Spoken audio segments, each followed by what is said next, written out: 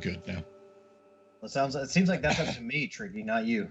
5 seconds of silence.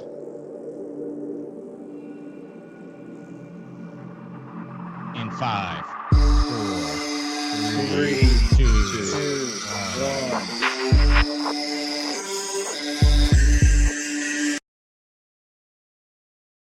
You are listening to Trophy Horse with your hosts, Tricky Nick, Alex, I Yield to No One, Sid, and Ender Phoenix.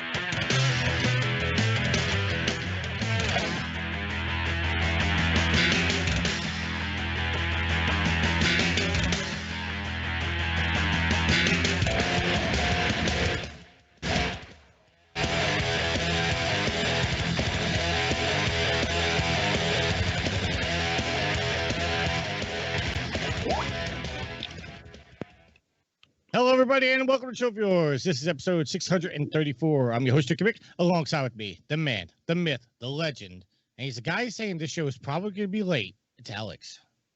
No, I just said if it takes me too long to edit it, because Tricky doesn't care if I have to edit, then it's not gonna be my fault. But another platinum trophy down, and I'm getting into spooky season. I got a new game I've been playing. And I'm excited to talk about it. He's the man who doesn't care about trophies, but cares about burning everything in fire. It's Matt. What was it, a couple weeks ago? I was playing Link's Awakening, and I got the fire rod, and the literal line was, now you can burn it all down.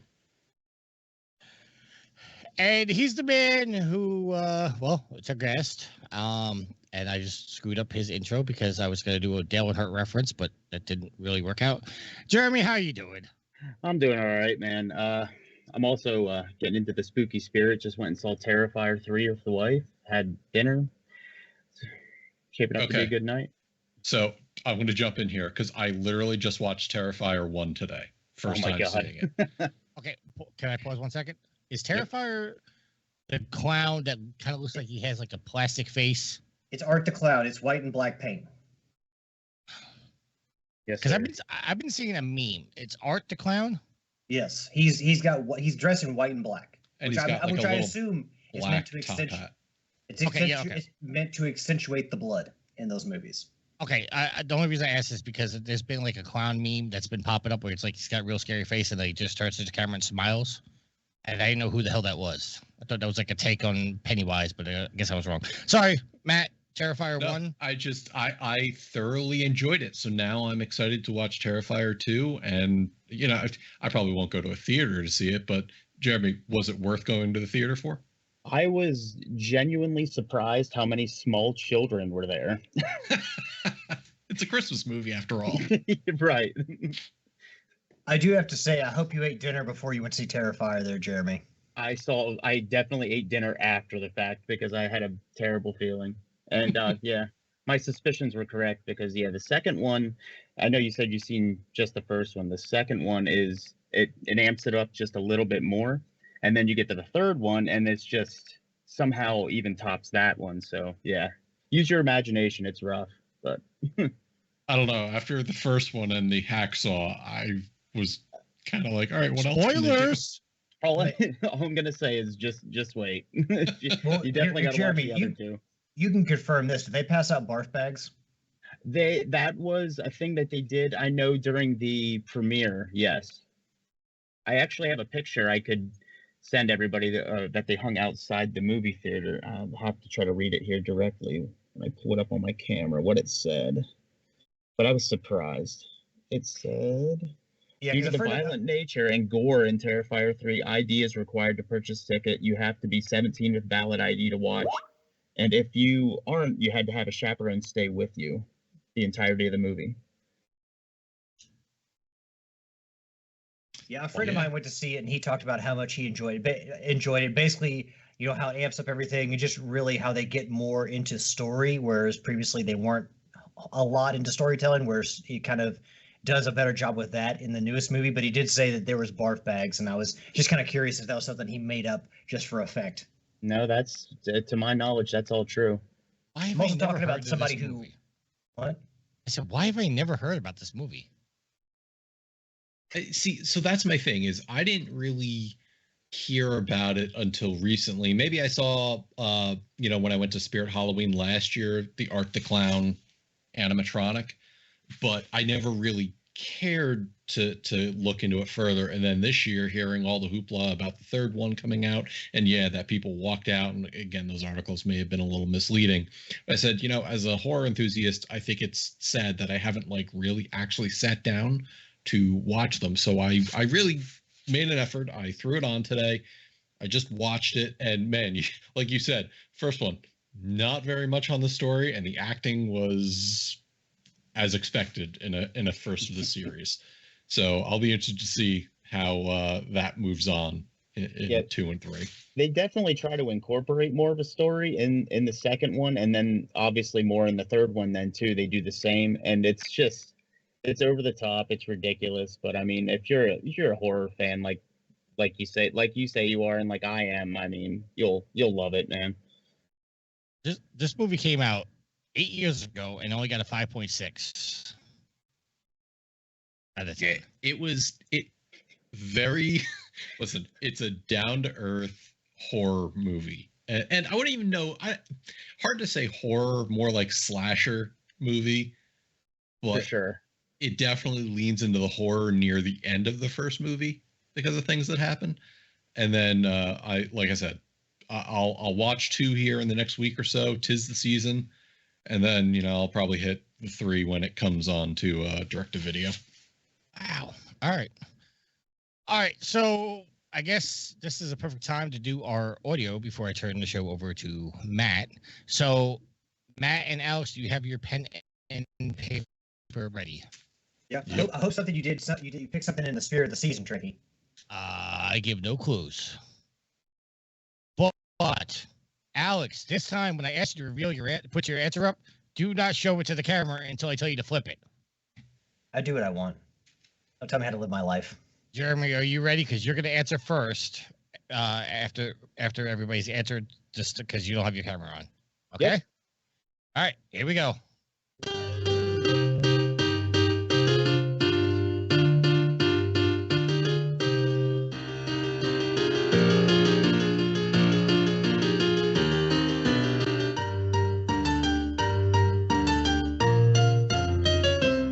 Sweet Jesus, how is this?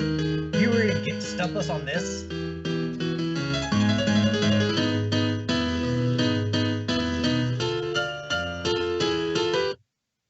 What was that, Alex? You expected that to stump us? I mean, I don't want to make anyone else feel bad if they couldn't get it. I wasn't trying to stump anybody, but... You're like, before the show, or like you were like, this is going to get everybody. You made it sound like it was going to be tough. I think it's tough. All right. You have your answers? Put them up. Do not show the answers to the camera. Jeremy, which is your answer? This is Halloween. I think it's Danny Elfman. All right, Alex, show your answer. It's from A Nightmare Before Christmas. Yes. All 3 of you got it. See that's an obvious one for me. I mean, it's even more fitting. I just got back from Disney and met Jack Skellington and all that. They had the Mickey Halloween party. So I mean, that's fresh in my mind. So all right. You know what? Since you all got that one, I got one more set up. You guys don't have to write this one down. Just wait until the end. All right. If you guys don't get this one, I'm turning this show off and I'm turning this podcast around. Introversion trip.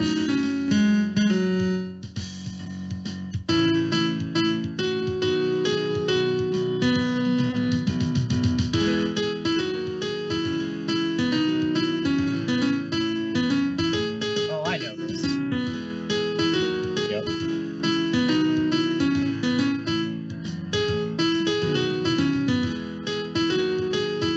Okay. The Carly Rae Jepsen. It's the Carly Rae Jepsen version of it. Okay, Alex, don't say nothing. Matt, you looked a little puzzled. I got nothing. Jeremy, do you know what it is? Yeah, it's the song for Full House. There you go. Everywhere you look, yeah. Okay. I didn't get it. I didn't know it at first, to be honest. It after a few seconds though, it caught on. All right, Alex was a little stumped for a second. No, well, yeah, but then I was like, okay, it started to go. Yeah, it came around to me, but All right. I do appreciate that you pulled out the night before Christmas, right before Halloween. I do appreciate that. Well, I was actually gonna save it for like 2 more weeks to actually do it like on Halloween. Well, then just like pick like Friday the 13th or Halloween or something for the next one. No, because then you're gonna look for that. I gotta try to stump you guys. No, you should pick things that we all might know, like popular songs, but that, just because it's in a different form, that it could stump us. Your goal is not to stump us, Tricky. No, my goal is to stump you. So, not a very fun game then. For the record, the official scores are now Yield 3, Alex 3, Matt 1.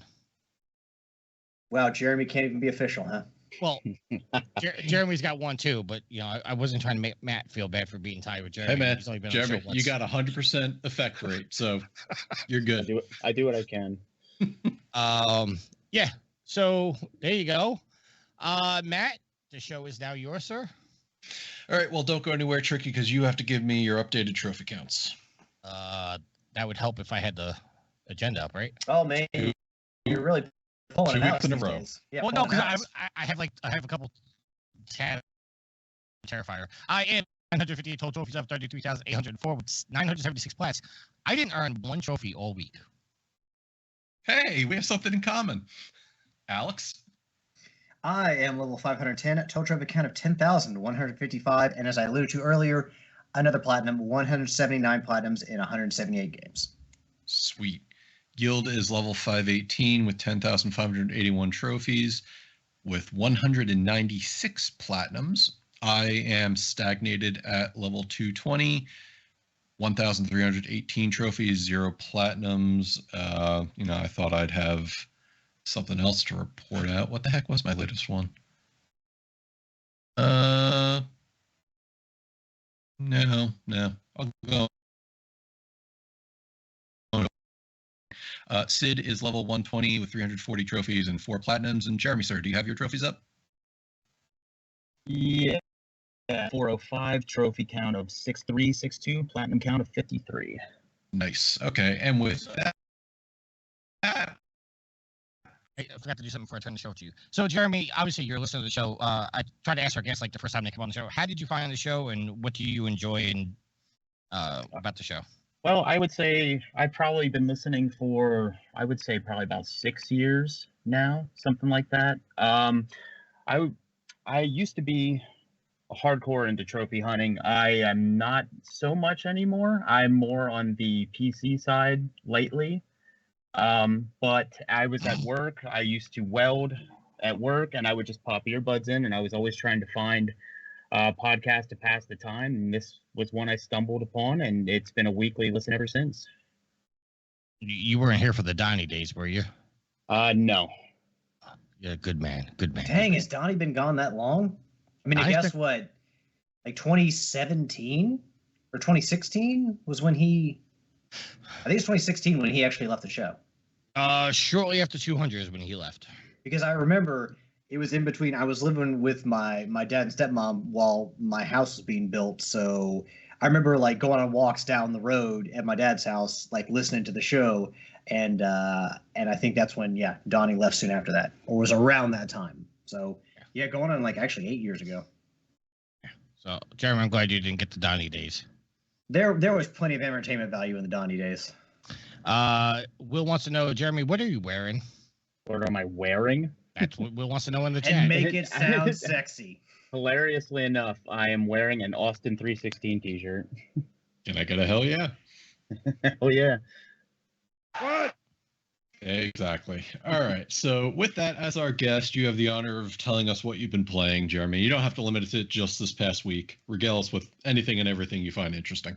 Yeah, I would say, definitely this past week I was away on vacation, so I don't think I've earned a trophy in a little bit of time. As you like to bring up about the Steam achievements, I think my latest Steam achievement was today. I just fired up the new Silent Hill 2 remake, and I got about 25 minutes into that and then had to go to dinner, so I didn't get to play as much as I would have liked to, but that's what I've been playing pretty much. I like how he just rolled right past my troll. Yeah, because All I know what I'm saying. I'm glad you heard it. It didn't even break your flow. You just kept going. Jeremy's got that Colossus steel skin. He just lets it just bounce off him. Jeremy, I do want to know, I know you said you haven't played that long, but do you have any early thoughts about going into Silent Hill 2 yet? Well, okay, so first, before you answer that, have you played the original Silent Hill or Silent Hill 2? Yes. Okay. Yeah, that was probably that's A long PS2 time days. ago. Yeah, PS2 days. I mean, I haven't played enough to that I can give you like an honest opinion of things. I mean, it looks great. I was really worried about the stutter because I heard that was an issue on PC, but I haven't experienced any of that so far, and the performance has actually been pretty decent. So let me ask, what PC are you playing on? I have a 4080 Super. Okay. What about a processor? I have a Ryzen 7 5800. Okay. So I'm on an i7 14700K and a 3090. Mhm. I am experiencing this stutter. Really? Yeah, ever so micro. It's definitely not game breaking or experience breaking, but I do notice it. I tend to be sensitive towards any drops and things like that. So it's listen, it'll either get patched out or not. Right now, it's not affecting my experience. But I mean, for what you've played, sounds like you're going to continue on. Oh, for sure. I mean, like I said, I think I literally had it on long enough to get to the first save spot, which is that well. And so I walked down the hill pretty much, and I got the achievement for trying to leave Silent Hill. So. Oh, okay. Interesting. If you walk out the back of the map, Yeah. like an achievement will pop. Yeah. Yeah, not surprised there. You don't have to tell Matt about achievements. He doesn't care about them. Oh, okay. No, it's nice to hear about them. It's nice to hear that there's unconventional achievements, unlike one. I think you get an achievement just for hitting that first save point. I was like, you got to be kidding me. Well, no, that's brilliant because trying to leave Silent Hill, anyone who's intelligent would absolutely try to leave Silent Hill as soon as they could. Just turn around and run the other fucking way. There was a video I saw today. It was like how I played Silent Hill, and it showed him running out the back, and then it scrolled credits. Have you all seen the mod where someone removed all the fog from the game, so you actually get to see what everything looks like? And people have commented, "Man, that looks like very Alan Wake-y." But yeah, someone has actually removed all the fog from the game, which is actually, I mean, pretty cool when you think about it. But obviously, the fog is something that contributes to the spookiness of the game and the tension. So, obviously, you don't want to play the entire game that way, or maybe you want to play the first time through with the fog. But if you get your hands on the mod and play through, without it, I mean, that might be a cool experience, but not the first time through. Okay. So that's all you want to talk about, Jeremy? Before I went on vacation, I was coming back to finish. I think it was the Valhalla DLC for God of War. Oh, such good DLC. Yeah, that's been fun. I mean, I think that's pretty much all I've been playing though. I mean, the last maybe week or two. Did you go back to the DLC and get all the different things? I haven't finished it entirely yet. I'd say I'm probably about halfway through it if I had to guess. Yeah. That was such a good DLC because the way they set it up, it's quick and to the point, but it's like there's also progression with it. Like you have to go through it multiple times to actually like experience everything. So it's pretty cool. All right. Alex, why don't you go next? So just more of some of my live service games. Played a little bit of Helldivers, played a little bit of Rocket League. We are creeping up to the Haunted Hallows event, which is always one of my favorite seasonal events of the year. So I'm excited to see what they do for the tie-in this year. Last year it was Nightmare Before Christmas. The year before it was the Horror Icons crossover with like Chucky and Sam from Trick or Treat and Leatherface from Texas Chainsaw Massacre. So yeah, I mean, with a newly released arena in the woods, in the middle of the woods next to a lake, I'm curious if the pack is actually going to be tied to that, if the event itself is going to be tied to that, because you think of like Camp Crystal Lake or even Alan Wake. You're just trying to think of all these things. I think Nitro also mentioned Slender Man. People were talking about Slender Man. So I'm just kind of excited to see what they release finally for that. Because I mean, Halloween is one of my favorite times of the year, and they've made the Haunted Hallows one of the the tried and true, the very consistent seasonal events, and it's always good. They've always, done a good job of giving away good rewards for playing. So I definitely appreciate that. Got my platinum trophy in wild card football. Anyone who I will say, I talked enough about the game, but I will give a trophy tip for anyone who is actually planning to play that. There's a trophy called My Squad is Better Than Yours, and essentially what it is there is a mode in the game called Dream Squad, and you basically have to take a team from the very bottom and build them up to where they're, like legendary status, or like they have their max. You to get the trophy, which is a gold trophy, you have to get your team's average, like your player's skill average, up to a 90. And basically you just win games, win events, and it automatically gives you experience, which your team's get better. So I was working on my team, and I didn't know you'll get access to better players as you go along in the game, but I was kind of rolling with the same team, and I went into exhibition mode, and I'm going to tell you guys how you can check what your team maxes out at to save you some time. But I went into exhibition, and I looked at my max stats for my team that I was building, and it was only 86. And so the best possible thing I could have, gotten my team to is 86. So that was not good enough to get the trophy. So if you go into exhibition, and you pick, computer versus player or player versus player, and then when you're picking your team, you go all the way to the right. Your team from Dream Squad will be in there, and then go all the way to the right. Your team as is now, the stats they have now is at the very end on the top, and then right below that is the max stats for your team. So you can go check and see what your team maxes out at, just in case you need to switch out new players. There's different grades of players, like say Patrick Mahomes is a legendary player because he's the best quarterback in the game. Then there's rare and epic players and common players and stuff like that. So basically, to get that trophy, you're going to mix in some of the best players you can get. And to save you some time, so you don't max out a squad and you can only get to like 88 or whatever, go to exhibition and see what your squad maxes out there, because it'll give you an exact indicator of where you'll end up. So you got the platinum trophy in that, an ultra rare platinum. Happy about that. And I yesterday started playing a game which I actually believe Rick and Jeremy are both playing. At least that's what it tells me on the PSN. Still Wakes the Deep. Jeremy, have you played any of that? I have. I actually, my son was playing it on Xbox. He had the Game Pass, and I tried it on there. I saw him playing it, so I wanted to try it. So I actually picked it up. I only got a few minutes into it, but from what I watched him play, it's a good time of the year to play that one too. Kind of creepy. It reminds me of kind of like the movie The Thing in a way. Yeah, I mean, I've definitely seen comparisons to that. So for those who have never heard of this game, I've mentioned it before on the show. It's currently on sale on the PSN, I think, until October 24th. So once you hear the show, you have plenty of time to go check it out if you want to. But basically, you're working on an oil rig, and you're going through the first intro chapter is basically you going around the oil rig, and you're called up to the boss's office, and there's story stuff there. But what happens is eventually at one point there is an explosion on the rig, and you think that there's communication over the intercoms, like we just hit something with a drill, blah blah. Come to find out, it's one of the situations where it's not that, or it's not. They are not playing it up at first as bad as it actually is, and as you go through the ship, things are getting worse and worse and worse, and it's basically you have to survive on this ship, and basically try to do all these little things chapter to chapter.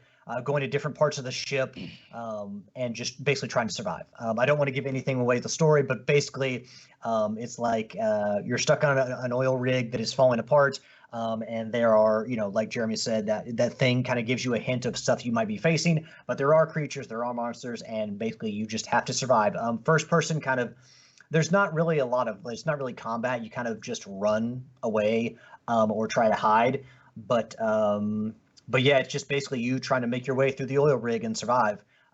Again, very atmospheric, cool setting. It definitely seems like, movies we may have seen 1,000 times before, or like stories we may have seen 1,000 times before, but I'm really enjoying it. Not a super long game, but like Jeremy said, it kind of fits perfectly into this year, and I'm definitely really enjoying it. So how do you feel about the voice acting in that? I thought it was like top notch.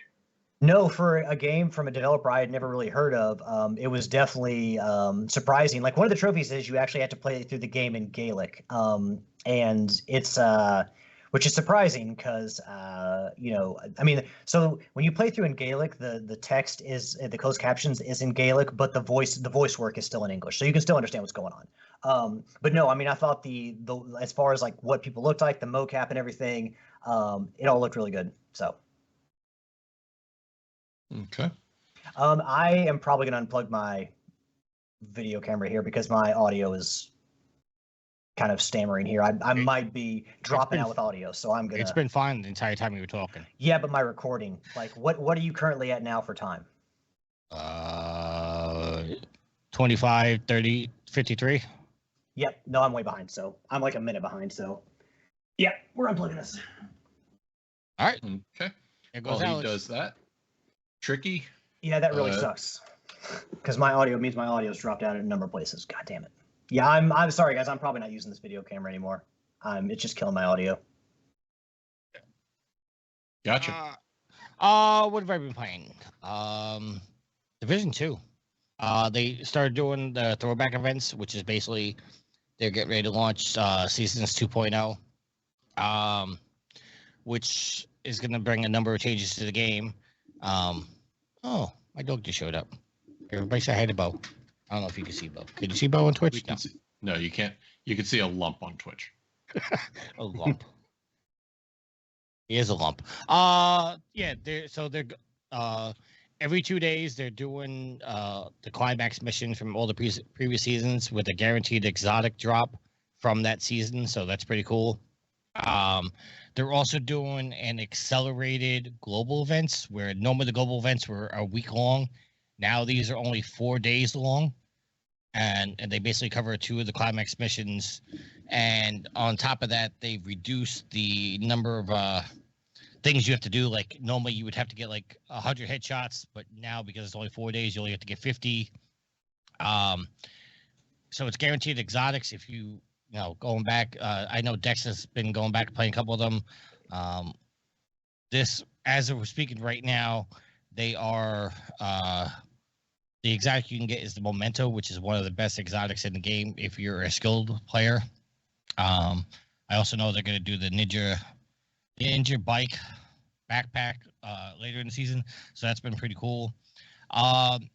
Started my career in NHL 24. Started as an OHL player, and then was quickly drafted first overall because I'm just that damn good at the game. What team did you get drafted to? It wasn't the Rangers. No, I got drafted to the Chicago Blackhawks. Okay. So it's not hateful. Got through the preseason and earned my spot there on the second line as a right winger. My primary position is a center, but made the second line as the right winger. I'm enjoying it, but I do have a gripe about NHL 24, and that's the fact that for a long time I thought the game was glitching out, and the fact that I was playing the game and there was no commentary until you scored a goal. It turns out there's a setting in the game where it's the commentary is goal only, but they turn that on by default. And I don't understand why EA would do that, because if I'm playing a game, I want to hear the commentary. I want to hear, just like you're watching it on TV. They turn that off by default, which I don't understand. So EA, fix your shit, please. That being said, what else am I playing? I started my career in MLB The Show 24. I'm a pitcher. No. I'm a pitcher. So I'm going through that. I got drafted by the Cardinals in like the 14th round or some shit because I'm not that good at that game. And well, what else am I playing? Yeah, that's it. I really haven't played anything. I haven't gone back to Outlaws.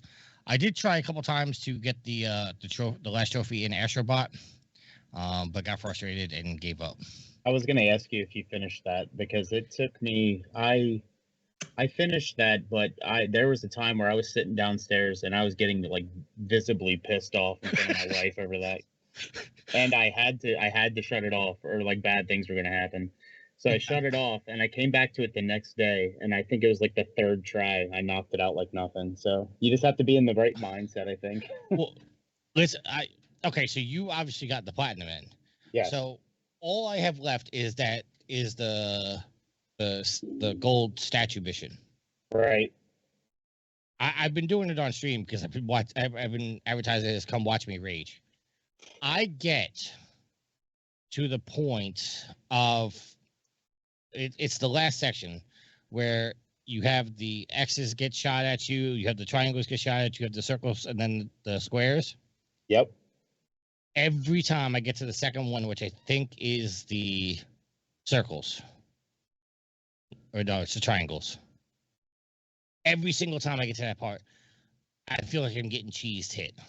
I think it was the triangles that I was getting hung up on too for a while. Because the X's is easy, you just run in the middle of them, no big deal. The triangles, you have to jump, or you have to get the timing. You have to go out kind of out and around and underneath or something like that. But the timing has to be it has to be perfect. Yeah. Okay. So I mean that's a little, but again, I'm not really going out of my way to get that platinum. Like I have no desire to go back and get it. It was just one of those things. Like, well, I'm not really playing anything else, so I'm just gonna do this. So it's not bad, and I don't want to say it's a bad game. It's just that happens to be the hardest level. But there were other levels in that game that were I think much harder. It's the only levels that I personally had an issue with were I think it was the void. They were called the voids, the void levels. It was always the X, the triangle, the circle. Right. Those were the only ones that I had like a really hard time with. Everything else was doable. All right. So since you got the platinum, let me ask you this, because I was vague because I didn't want to spoil anything with the game, but you're gonna know what I'm talking about. So after you beat the boss of a certain planet, another level opens up, like a special kind of level. You know what I'm talking about? I'm trying to think. It's been a little bit since I finished it. I honestly, I'm not sure. Hold on. I'm gonna send you a message on Facebook right now. Gotcha.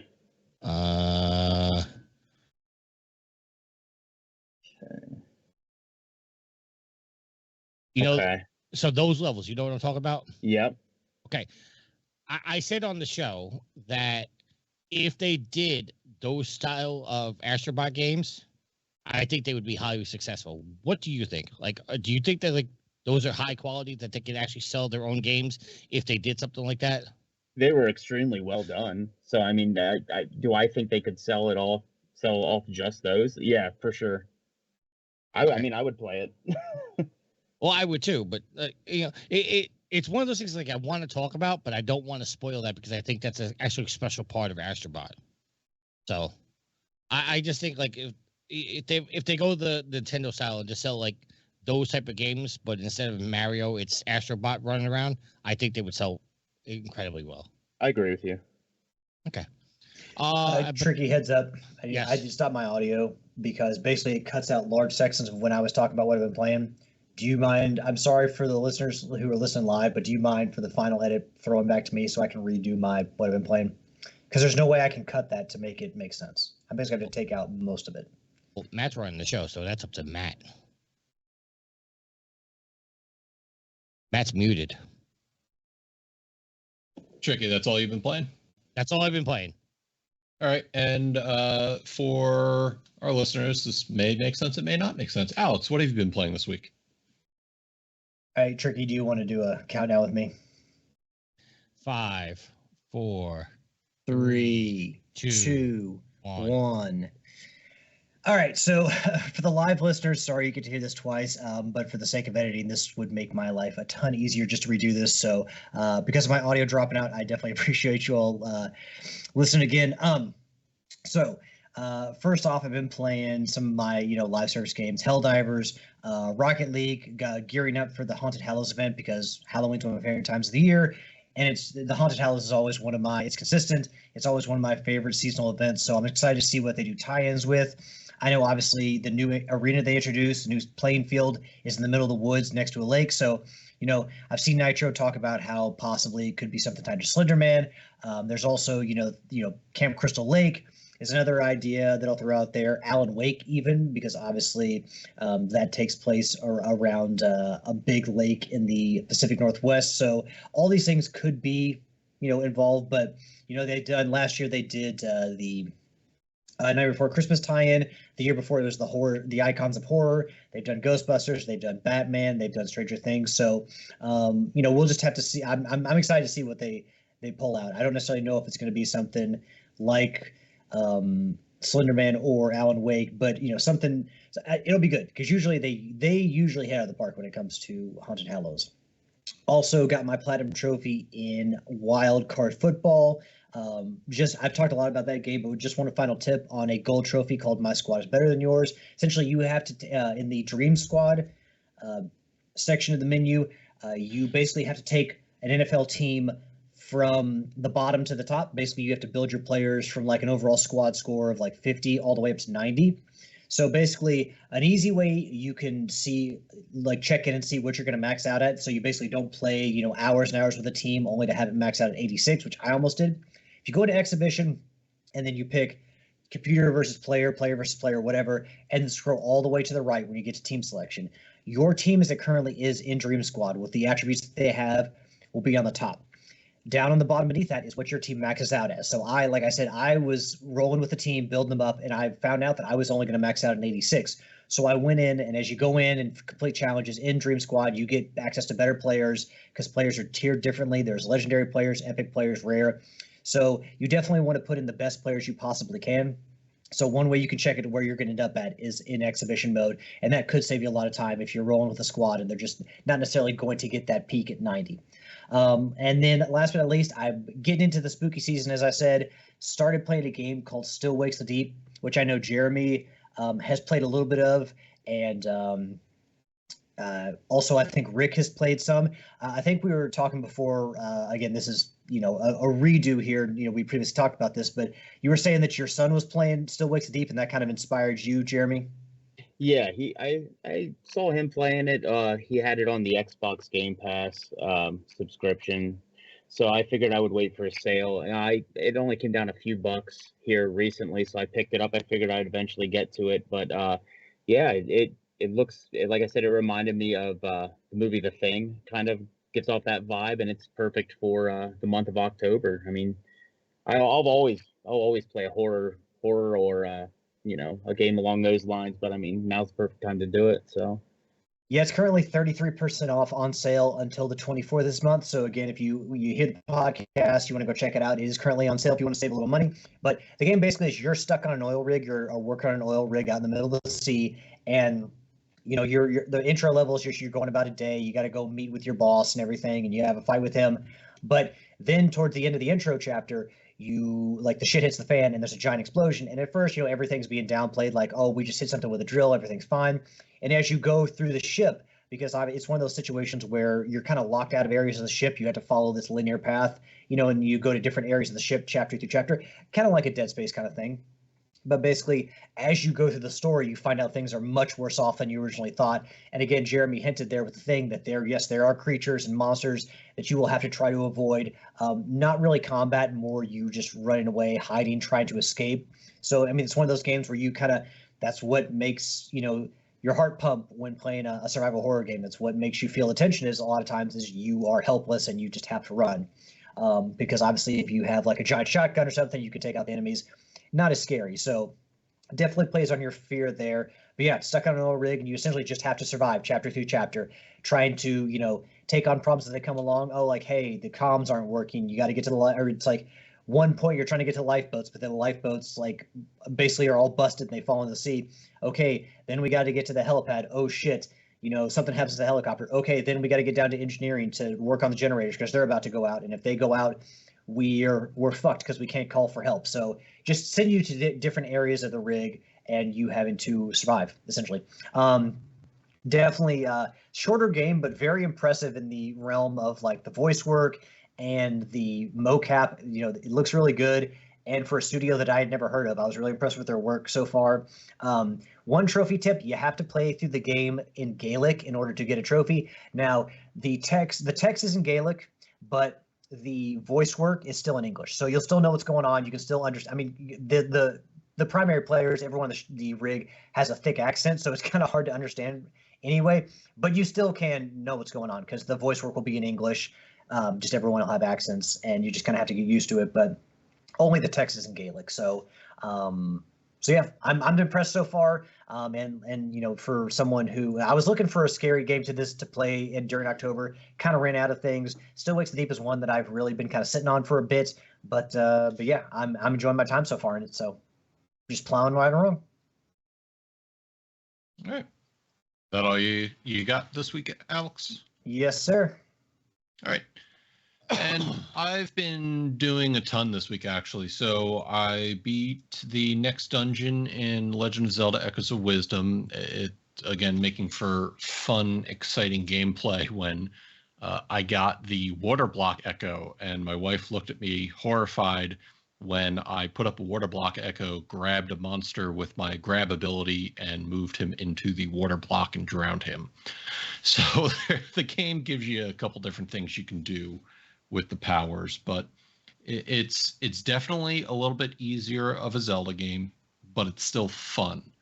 And you know, like I've said, and you know, others have been detractors for Nintendo games, but basically the Nintendo focuses on making things fun, and that may not mean that it's difficult, may not mean that it's too complex, but I'm having a ton of fun with this game, especially given what it is and finding out the different combos and things you could do with the echo summons.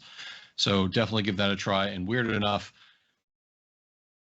speaks good or bad of the game, but today on Woot.com, the game was on sale for all of $51. So there's that. That means the game sucks. Right. Okay, tricky. It's always weird to see Nintendo games on sale because you're never really used to, like, Nintendo doesn't like really tend to lower the prices of their stuff. They don't really put them, like, I mean, I guess they do put them on sale from time to time, but you don't really ever see them typically go down in value. Like, you're not going to see like a Nintendo game go for $20 like you would like a PlayStation game or an Xbox game. So in that way, I've always kind of seen my Nintendo as kind of like Disney, where their shit just is always kind of not expensive, but just it's always at MSRP. And if you want to play it, you have to be willing to spend, you know, the $60 or the $50. Yeah, I don't know what to make of it. Again, a site like Woot.com, I'm not sure what they're doing with their stock or where they're getting it. But yeah, generally speaking, Nintendo's still going to sell it for $60. But, well, I mean, like, I don't know if you remember back when like mobile apps were becoming a bigger thing and growing, like on the iPhone and whatnot. Nintendo was speaking out about how it devalued video games, and how you know, and that's probably part of it. Like, they think if they drop their biggest franchises down in price, they're probably like, we're devaluing our own games. Why are we going to do that? I mean, yeah, that's probably part of it. That's been something that they've talked about a while. So when you do get discounts, it's not deep.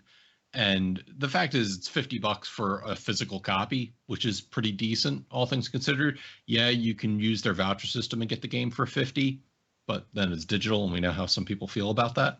So just a note about that. Again, that's today only, so by the time some of the people listen to this on Wednesday, it'll be expired, but just keep an eye out. I played another game called Wizard with a Gun. It's kind of like a roguelike where you go construct your own firearms and the bullets that go with them, and you have to go out into the world to... You basically are rewinding time to go back and adventure to find more cogs that will help you rewind time further, and so on and so forth. Rinse, repeat. You collect materials out in the world to build back your home base, and you can play with up to 3 friends, I forget. But it's a fun little roguelike. It's top down. It's very Westernish with magic built in. So it's neat to see the mechanics that they introduce in the game. And as you explore further, you get more and more into the world of, like, the cataclysm already happened. You've already passed that. So now you're working to reverse all that. Also put some time into Darkest Dungeon 2, again, another roguelike. For those of you who don't know, it's a game that is, when we say it's tough, it's not that it's punishingly difficult like a Dark Souls or a Monster Hunter. It is tough in the aspect of you have a lot of stuff thrown at you, and many times there's very little you could do about it. And the game is all about coping with that and coming back stronger the next time trying to get through. So if you're not too prone to being depressed because you haven't made progress in a game, it's a fun little game. The aesthetic is very good. The art style is very good. Just got a lot of confusing icons. It uses iconography for a lot of status in the game, so you got to learn what that is. Also put some more time into we're going to cover that in a little bit. What else did I do? Space Marine 2, that's what I want to talk about. Did another mission in that game and went through again, the game only has like 6 missions in the primary campaign and a couple missions in the PvE co-op campaign. But again, for how short it is, it's very high quality. It's very, very fine-tuned with what you do. So definitely give that a look. I did more Baldur's Gate 3.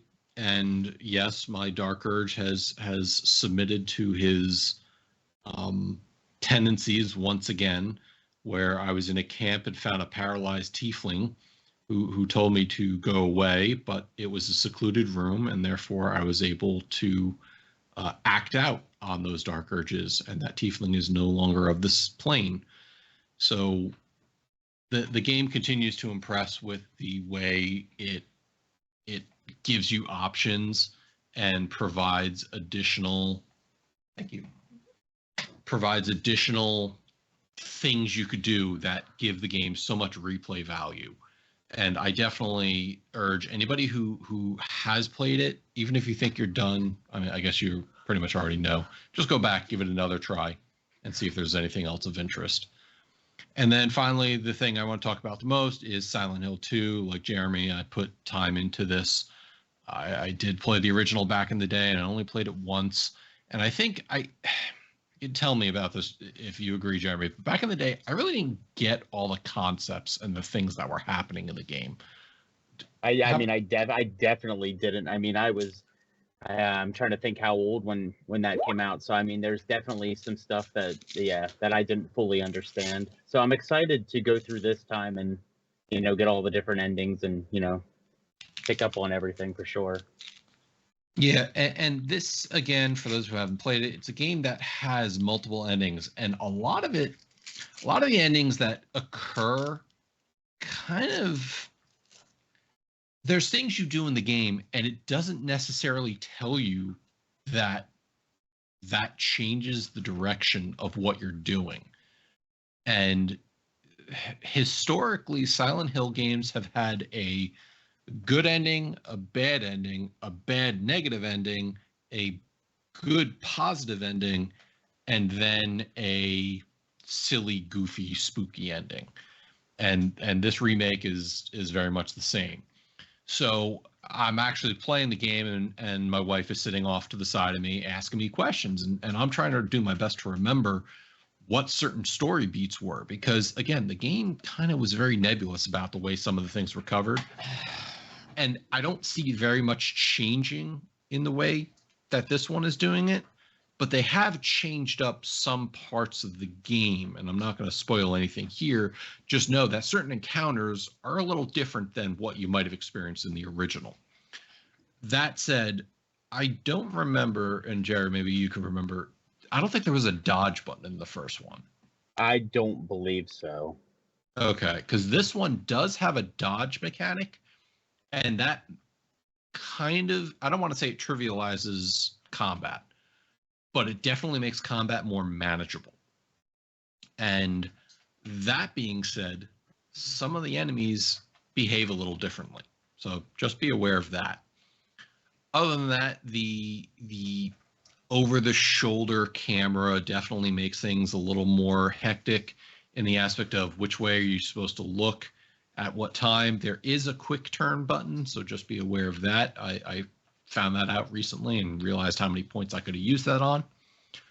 But the graphics are insane. I can't believe Bloober Team, hit it out of the park with this one. Just that damn Unreal Engine micro stutter. Like I said, it's not really taking anything away, but at least not for me, but there are a lot of people who are being affected by it. So hopefully that's something that can get patched at some point, though I don't think there's a lot of hope about it. But I decided to go in, grab it, play through as much as I can, because like I said, sometimes the puzzles, I'm doing it on standard difficulty, standard puzzles. How about you, Jeremy? That's what I did too. Yep. Yeah, I didn't want to go too easy, so I'm just playing on the default. The only issue I have actually with the game that really gets on my nerves, and I haven't seen anybody else talk about it, is sometimes when I start up the game, it defaults to my backup monitor, and I have no idea why. And then there's times that when I die, it jumps and moves the game from my primary to my second monitor. And I got no clue why. So if I come up with... It's very strange. Yeah, the only option for me is I go into my options, set it to the other monitor, apply, and then set it back to the primary monitor and apply, and it jumps back to where it needs to be. So if I find a solution, I'll be sure to post one up. But that's all I've really been playing this week. I know it seems like a lot, but it's a bunch of different smaller gaming sessions as I was able to make it through the week. So with that said, we are going to move on to the news section. And the first bit of news we have comes from the PlayStation blog and Adam Mitchell. And it's talking about the games that are coming to Extra Premium of PlayStation Plus this month. So that said, the games coming to both the Extra and Premium tier are Dead Island 2 for the 4 and 5, 2 Points Campus for the 4 and 5. Alex, you said you were interested in 2 Point Campus, right? No, but yeah, my memory's no. okay. Sorry, I was trying to let you off the hook there, but just no. Oh, if my memory is bad, my memory's bad. The Devil in Me for the 4 and 5, Gree for the 4 and 5, Return to Monkey Island for the 5, Ghostbusters Spirits Unleashed for the 4 and 5, spooky game for the spooky time of year. Firefighting Simulator, The Squad 4 and 5, a horrible, horrible game nobody should play. Overpass 2 for the 5, Tour de France 2023 for the 4 and 5, in case you had a hankering to be a cyclist. Tom Clancy's Ghost Recon Wildlands for the 4. And for the premium, you get Were you joking about the firefighter simulator? Maybe. Because I know how you like your fire, so maybe. For no, the he premium, likes his fire, so when they're putting it out, he's not a fan of that. There's actually there's there is a game. It was on Game Pass. I forgot what it was called, but I think you literally fight fires with fire. Like you set things on fire to destroy them to collect on insurance. What was it? Ember? Yes, Ember. EMBR. Thank you. My wife gave me the Metallica song "Fight Fire with Fire." One of the best songs ever. Sure. Anyway. After that, shut up, Tricky. After the no, that was a legit cough. That wasn't a mock. And then on the premium level, The Last Clockwinder, which is a PSVR 2 game, Dino Crisis for the 4 and 5, Siren for the 4 and 5, R-Type Dimensions, X for the 4 and 5. So, Jeremy, any of those games speak to you? Definitely the Dino Crisis. I don't know why they're doing a 4 and 5 version. That makes no sense to me because I don't see how that would be any different, like graphically, or I don't understand. But yeah, whatever. That's about the only one really out of the premium. I've always heard really good things about the Ghostbusters Spirits Unleashed. And Dead Island 2, I played a little bit of that, and not my game really. Is the Spirits Unleashed, is that the 1v5 one or no? Maybe I'm getting it mixed up then. There's a Ghostbusters Remastered, I think, maybe. That's the one I'm thinking of. That I think I legit no, I was legit asking because I know there's a 1v5 one. Spirits Unleashed is heavily multiplayer focused, and you actually get to play as the ghosts in some of the areas, so. Okay, that's not the one I was thinking one or no? I don't know what you're talking about, Tricky. You know games like Friday the 13th where you play Friday or Dead by Daylight? I don't think they have one of those for Ghostbusters because who would the villain be? The ghost. Yeah, but like the point of playing like as the Predator or as Jason is the fact that they're these overpowered monsters who could take on 4 people at once. You think the ghost, any one of the ghosts aside from Stay Puft, could take on the Ghostbusters? I mean, maybe like Gozer or something like that. But one, if you play as Stay Puft, you're way overpowered. And then two, like if you're Slimer, the Ghostbusters are going to murk you. So I don't know how well that would work out. I mean, you can look it up because I mean, like I know there's a few Ghostbusters games on the PlayStation Network, but that's I'm not aware of what the one you're talking about. All right, while he looks that up, from the chat, Saber says Luigi is a spooky game for this time of year. I imagine you mean Luigi's Mansion. Will said it's not a good game, but collectible. I'm not sure which game you're referring to, Will. Please enlighten us. And Saber comes in again, says the only time this works is if it's Freddy Krueger and the Nightmare on Elm Street. Find it yet, Tricky? Yep. Spirits Unleashed focuses on an online multiplayer game up to 5 players, focusing on 4v1 matches with asymmetrical gameplay. Each player is able to create their own Ghostbuster avatar, with the Ghostbusters headquarters acting as the hub between matches, where players can change their avatar's appearance, clothing, and voice, as well as access items and ghosts they have unlocked for use in matches. At times, players will be required to visit certain areas of the hub to progress events in the game storyline. Dubbed okay, you don't need to read the entire thing. No, I was just trying. It also says players are destined to whether play as a Ghostbuster or be chosen to control a ghost in the match. Players may also opt to let an AI bot control the ghost for the match. So it is a 4v1. But I mean, also, I think you can play. You don't have to play online. I think you can play with just CPU Ghostbusters too, if need be. Don't know. I'm just reading this off of Wikipedia. So okay, so this is because actually Yield was playing some with friends on Friday, I think, and commented on this. So this would have been a great episode to have him on, but he's watching his beloved Bengals. But we can get some more from him next week as we lead up to Halloween. But all right. So Will was talking about that the Firefighter Simulator game is a good collectible. Anything else speaking to you, Jeremy?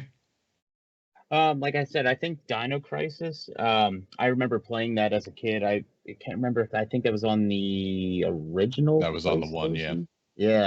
Yeah. It just reminded me. That's a game that is. If they're gonna remake any game, like why are we not doing a Dino Crisis remake? That's what I've been wondering for a long time. You and many others. I want an Infamous remake. I could do with an Infamous remake. I would Alex, definitely play that as well. Alex, anything on that list speaking to you?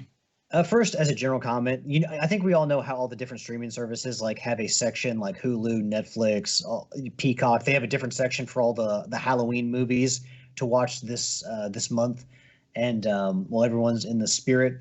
I do appreciate how with PlayStation Plus they haven't overloaded us, but they have given us a few games here that if you're in the Halloween spirit you might want to play. Like Siren. Ghostbusters, also Dead Island 2, and they gave away Dead Space as a free game for PlayStation Plus as one of the monthly games this month if you have Essential. So I do appreciate that, them contributing to the seasonality of everything.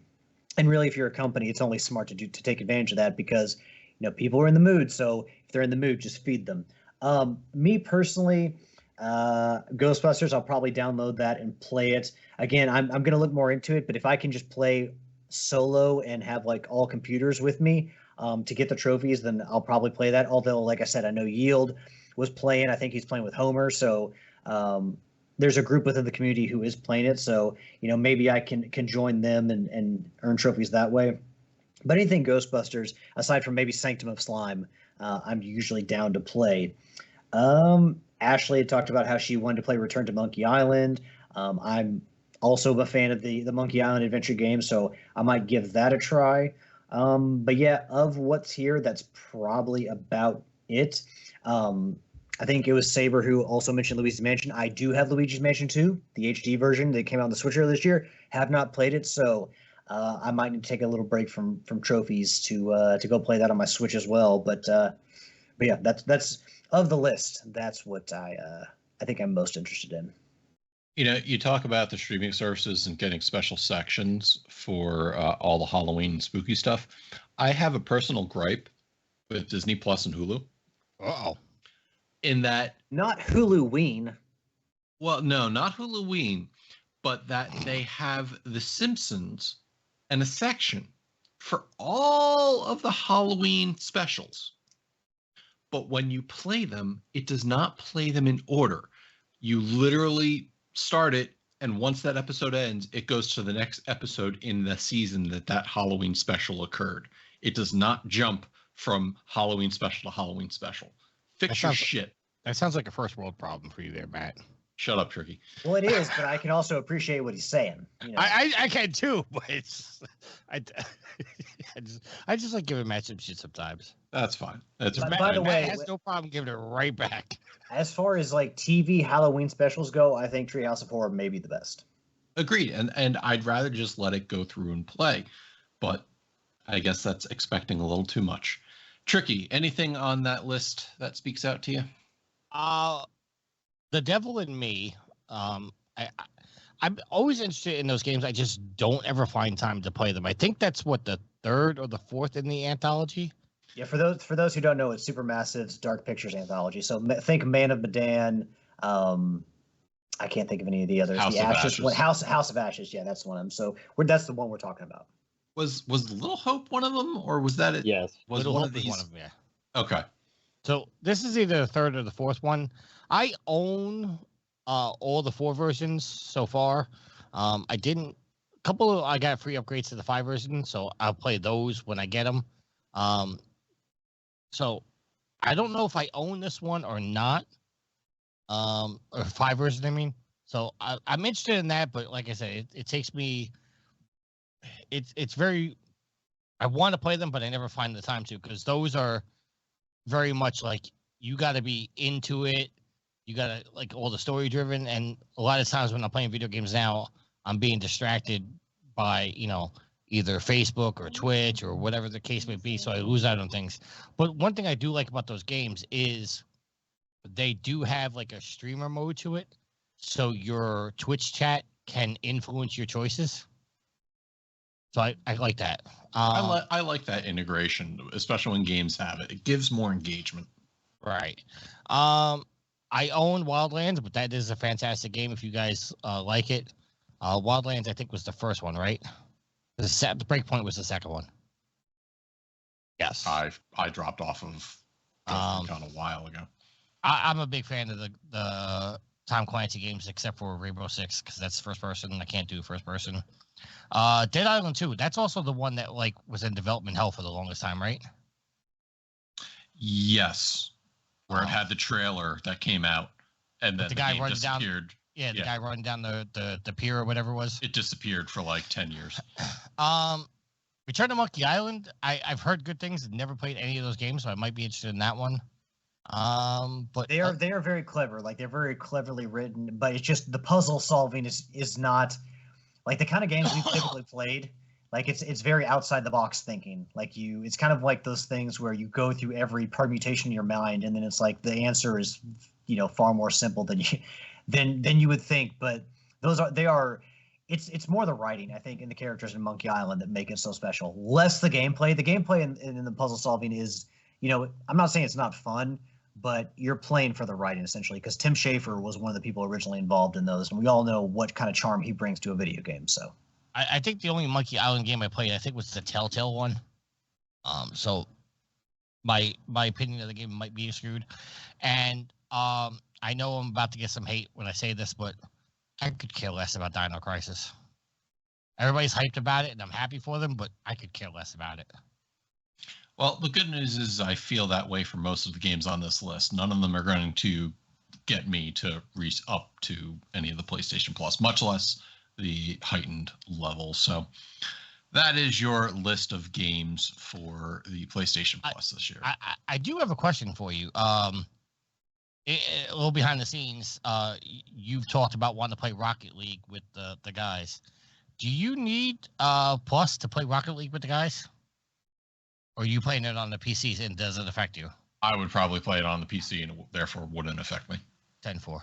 Because he would need PlayStation Plus to play online. Well, so there's been a debate in some forums that I've been in that PlayStation Plus isn't required for all multiplayer games. Like if there's a game that's multiplayer only or you need an online connection to play the game, Sony apparently does have exceptions to that rule. I don't know. Fortnite was one of them, I think. Yeah, so there are some games where you just don't need PlayStation Plus, and it allows you to play online. I don't know the entire list. I don't know where I could find the list. I'm sure I could Google it and do some deep searching. But there are some games that just don't require you to have Plus to play online. Okay. Yeah, it'd be nice if Sony had a list or an FAQ somewhere to include that. I think it may be up to the developer. I don't know if Sony's actually making that choice. I think it's up to the developer. So Dex says doesn't think you do because it's free to play. Therefore, it probably is limited to free to play games because of the nature of wanting to get more people involved in them. Well, hey, free to play. Rocket League is free to play, so who knows? You may not need a subscription for that. Well, I'm downloading it now, so we will give it a try. That said, the next thing comes from Matt, IGN. I do want to bring up something with Rocket League. I don't know, because Helldivers, you can find us, but I don't know if you can specifically friend us or find us. I guess you can have friends from the Epic, via Epic account when playing Rocket League, but I don't know how much harder it would be for you to find us if you were playing for PC than if you were just playing on PlayStation. That's all. Yeah, we've seen others who do the friend code or something like that, but regardless, like I said, I'm going to try it on the PC. We'll try to see how we can connect, and we'll go from there. Speaking of going on, we're going on to the next article. Which anybody here have any particular love for the Tomb Raider series? I like the rebooted ones. The old ones, I'm not too much of a fan of. Okay, because that seemed to be the case for a lot of people in the games that are getting remastered, which include Tomb Raiders 4 through 6, which are The Last Revelation, Chronicles, and Angel of Darkness. Saber said he is a fan of the Tomb Raider games, so hopefully he gets some enjoyment out of that. Anybody particularly going to be interested in going back to these? I know, Tricky, you're not. It's weird because I recognize the popularity of Tomb Raider and how important the Tomb Raider franchise was to the early days of the PlayStation, but it's just one of those franchises that I'm just like, nah, I'm good. Like I tried to play one of the reboots and, I played it. I bought it on Steam. I played it for a little bit, maybe for a day, and I just never went back to it. I don't know. Maybe it's just because I don't give a shit about Lara Croft as a character. Who knows? Maybe if I gave it more time, maybe that would change. But I've like Metal Gear Solid, Tomb Raider, there have just always been these franchises that no matter how popular they were, throw Final Fantasy in there as well, I've just never really cared enough to actually dive into them, and I think it's got to be some of it gameplay, but a lot of it has to center on the fact that I just don't really care about playing as Lara Croft. And it's not just because, she's a female protagonist. I don't give two shits about playing Spider-Man either. And obviously Peter Parker, Spider-Man, Miles Morales, whoever. I don't know. It's just one of those game franchises that I just never devoted any time to. And I've never actually felt less for not. I don't feel like I've ever missed out by not playing the Tomb Raider games, which may sound like blasphemy, but. No, it's not, because I tried the originals and I couldn't care less about them.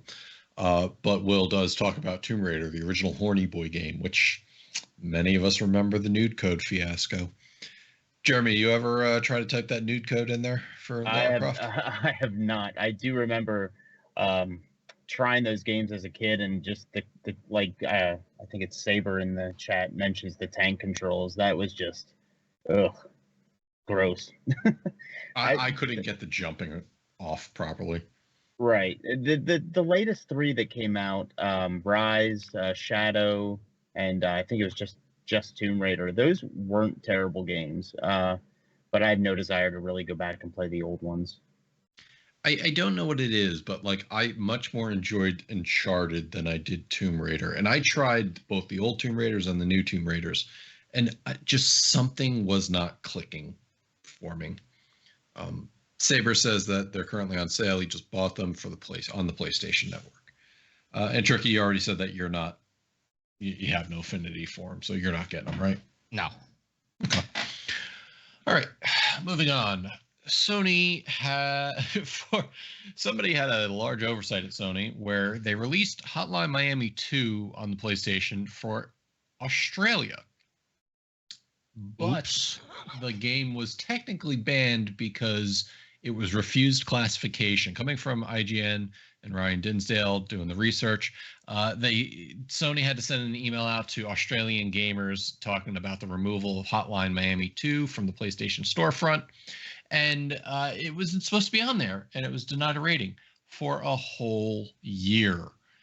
For those of you who don't know, Hotline Miami is a top-down shooter gore fest, kind of in the old school Grand Theft Auto. You guys remember Grand Theft Auto 1 and 2 back in the day, that top-down? So that's kind of like what Hotline Miami is. If I had to describe those games in one word, it would be grimy.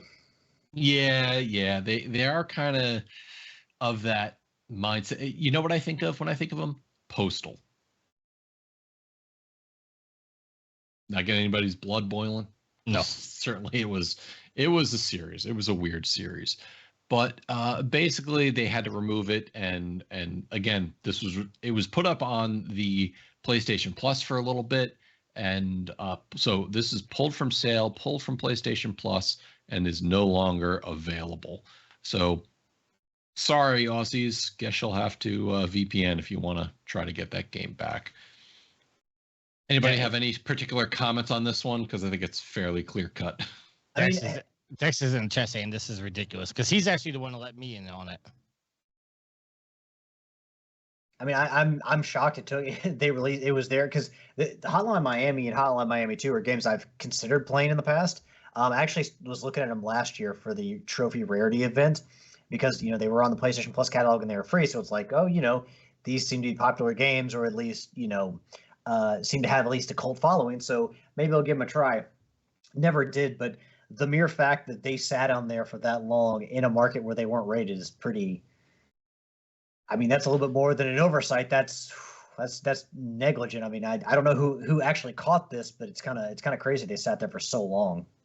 Because if you're in Australia and you see these games are out there and they're not rated, who's squealing? Like if you're a game player, like, oh no, I want to play Hotline Miami, I ain't saying shit to nobody. Well, somebody squealed. Well, or somebody was doing their job, and maybe they're a whistleblower, or maybe there was just someone in the Australian offices, the government that saw it. But yeah, for it to sit there for as long as it did is way beyond silly.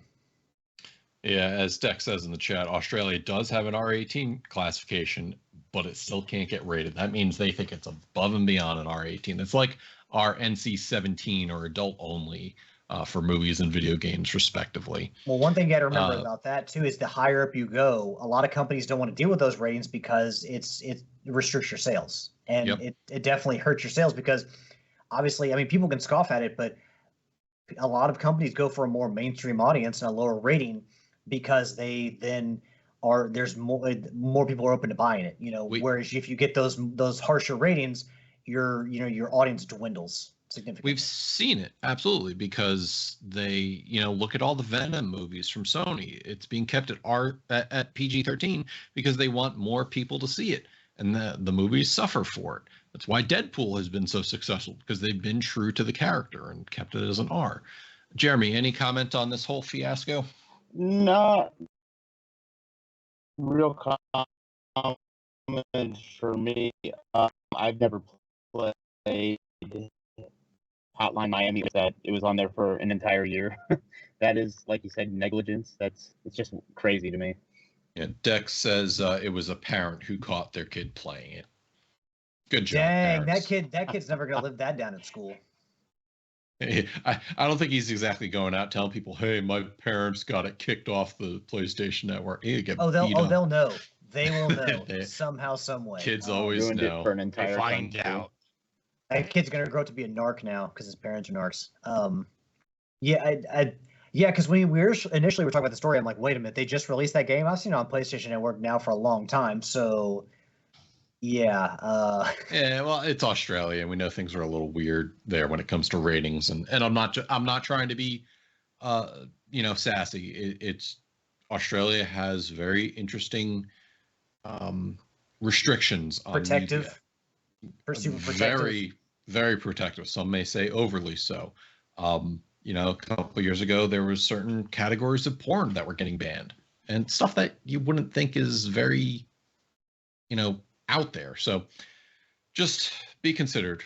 I have a theory. I think that the Australians were so busy fighting off giant spiders and poisonous or venomous snakes, I should say. They didn't have time to check to see if Hotline Miami 2 was rated or not, and if it should be on the PlayStation Network.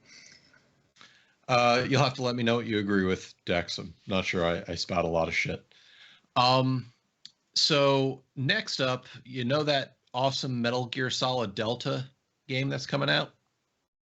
Well, evidently the new camera, which is now they have an over-the-shoulder third-person camera, made the game too easy. So therefore, Konami is bumping up the difficulty.